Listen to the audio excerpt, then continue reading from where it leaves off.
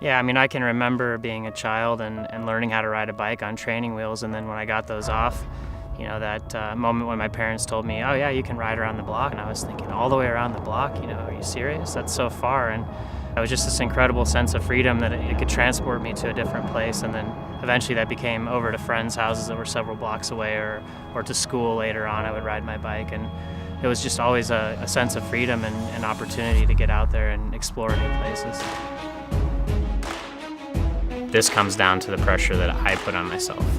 And I'm doing this because I want to race and I want to win. And certainly, you can't go out and train 6 to 7 hours a day if you're not self-motivated and if you don't actually want to win.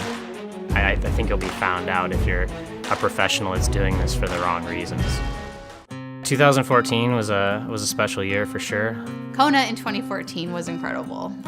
It was by far the best race that he's had in his career so far. I had one of those seasons where things went pretty well all year, really. Then built really well into Ironman Hawaii, of course, where I came second place. And in 2014, he had a great race and learned a lot from that. He learned that he could win that race. 2015, he learned a lot about the other side of things. Yeah, definitely wasn't my best season. In certain ways. In other ways, I think it was really good too. I think there's always things to be learned, if you're paying attention, I guess, and mindful of them. And, I think 2015 was an important year for me to mature and grow as an athlete and person. Biggest fear of this year, I think my biggest kind of overall fear is that I don't know, that I wouldn't maybe be enough or the right man for Kelsey all the time, I guess, Actually, it has nothing really to do with racing. It's tough. I realize how self-involved I am in this pursuit and how invested she is in my career, too. I don't have kids, but I can imagine that this is something similar, seeing the person that you care about and love achieve something so amazing and something they want so bad. It's, one of the most spectacular things that ever happens. My biggest fear that maybe I, won't live up to kind of the man that she deserves. It's just about trying to find that balance.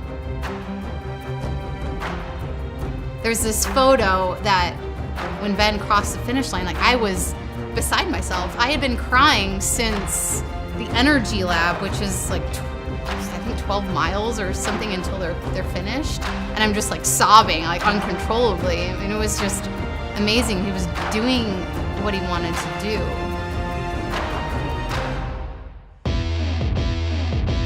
It was called the Summer of Glory, where my now coach and I lived out of a vehicle and traveled around the entire Pacific Northwest, racing every weekend to try to make a little bit of prize money just to get by.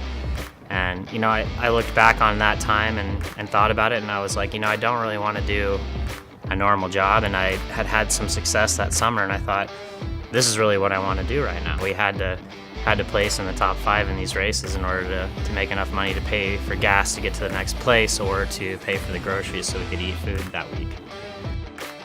There's something special about being on a bike. It's human power, it's special, it's freedom, and you're in control of your destiny out there.